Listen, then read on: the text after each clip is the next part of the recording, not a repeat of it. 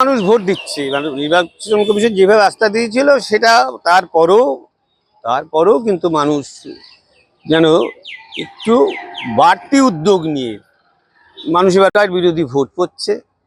যদি রাজনীতির কথা বলে ভোট হয় তাহলে একরকম ভোট হবে, সরকার বিরোধী ভোট হবেই। আর যদি ধরুন যে পোলারাইজেশনের কথা চিন্তা করছিল, বারবার করে উস্কানি হচ্ছিল, বিভিন্ন বক্তব্য হচ্ছিল, বিভিন্ন দেয়ালে কাট আউট লাগানো হচ্ছে, আমি হিন্দু, আমি সনাতনী, আমি অমুক, ইত্যাদি ইত্যাদি, সেই জায়গায় যদি মানুষ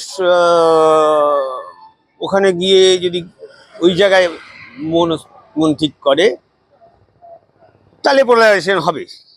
আর এটা একটা বাস্তব কথা যে ধরুন আমাদের সংখ্যাগুরু যে কোনো একটা পোর্শন যদি এক জায়গায় জোট হয়, অপোনেন্ট পক্ষ সব ভীষণ ছোঁয়াচে ব্যাপারটা, সে আরও বেশি জোট হয়, আর সে আরও বেশি খুব ছোঁয়াচে, খুব তাড়াতাড়ি ছড়ায় ব্যাপারটা, এটা বটেই।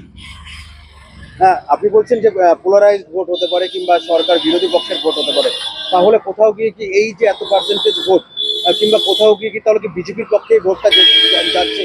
কি মনে হয় আমাদের কেন্দ্রীয় অন্তত পক্ষে? দেখুন, সরকারের বিরুদ্ধে যাচ্ছেই। পোলারাইজেশন যদি হয় তাহলে অবশ্যই বিজেপির পক্ষে যেতে পারে, রাজনৈতিকভাবে মানুষ যদি সচেতন ভোট হয় বামপন্থীদের পক্ষে যেতে পারে। আপনি এই কেন্দ্র থেকে এখন জেতার ব্যাপারে কতটা আশাবাদী আপনার বক্তব্য অনুসারে আর কি? দেখুন, আজকের ভোটটা খুব নিশ্চুপ হচ্ছে। মানুষ প্রতিবার যে উৎসাহ নিয়ে হইচই করে যে ভোট দেয়, সেই ভোট গ্রহণ কেন্দ্রে দেখবেন না খুব হইচই হচ্ছে, খুব কিছু হচ্ছে। যারা ধরেন অনেক বড় বড় ঝান্ডা লাগালো, অনেক টাকা পয়সা খরচ করলো, অনেক দিনে দিনে মাংস খাওয়ালো, এই করলো, তারাও নিস্তেজ হয়ে আছে। আর যারা খেলো তারাও চুপচাপ গিয়ে ভোট দিচ্ছে। কাকে দিচ্ছে এটাই নিয়ে আমরা খুব মানে চিন্তা আছি যে তারা দিচ্ছে কাকে।